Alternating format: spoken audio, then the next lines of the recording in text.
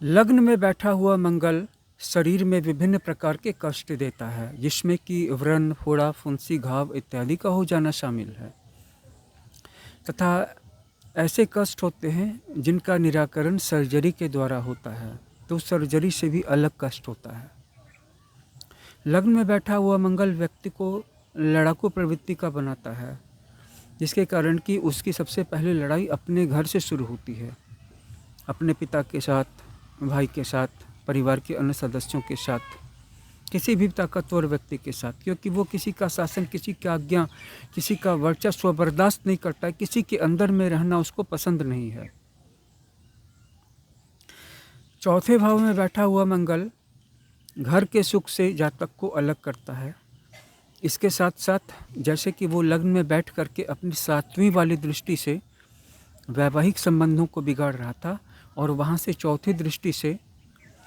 घर के सुख को बिगाड़ रहा था, वाहन के सुख को बिगाड़ रहा था, वैसे ही चौथे भाव में बैठ करके वो अपनी चौथी दृष्टि से वैवाहिक सुख को भी बिगाड़ेगा और जहाँ पर बैठा हुआ है चौथे घर में,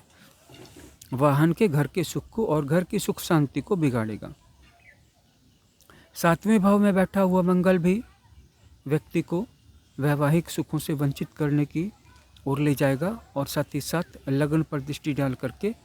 उसके शरीर में विभिन्न प्रकार की रक्त संबंधी समस्याएं पैदा करेगा। 5वें भाव में बैठा हुआ मंगल भी प्रेम के क्षेत्र में दिक्कतें पैदा करेगा तथा व्यक्ति को बहुत सारी कठिनाइयां आएंगी, जिनका कि वो जब जिम्मेवार खोजेगा तो खुद को पाएगा, अर्थात किसी नौकरी में नहीं टिक पाना। तो अगर 7वें भाव में बैठा हुआ मंगल अपनी चौथी वाली दृष्टि से 10वें भाव को बिगाड़ रहा है और व्यक्ति बार बार एक जॉब से निकल करके दूसरे से तीसरे में भटकता रहता है, किसी एक जॉब में टिक नहीं पाता है, तो इसका मूल कारण उसके अंदर में होता है, उसका बनाव किसी के साथ नहीं रहता है।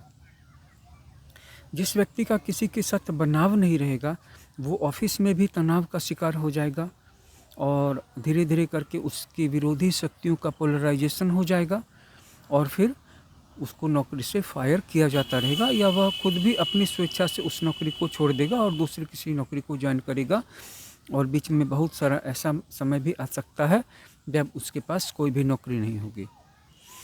मंगल से संबंधित समस्याओं के समाधान के लिए एक तो ये कि कुंडली के किसी भी केंद्र में गुरु बैठा हो या फिर मंगल जिस भाव पे दृष्टि डाल रहा हो उस भाव पे गुरु की भी दृष्टि पड़ रही हो, त्रिकोण दृष्टि या सप्तम दृष्टि, या फिर मंगल के साथ में गुरु हो या मंगल के साथ उसका विरोधी ग्रह शनि हो या मंगल जिस भाव पर भी दृष्टि डाल रहा है वहाँ पर शनि भी दृष्टि डाल रहा हो, तो बहुत हद तक उसके प्रभाव को अंडू कर देगा। इस वीडियो में इतना ही।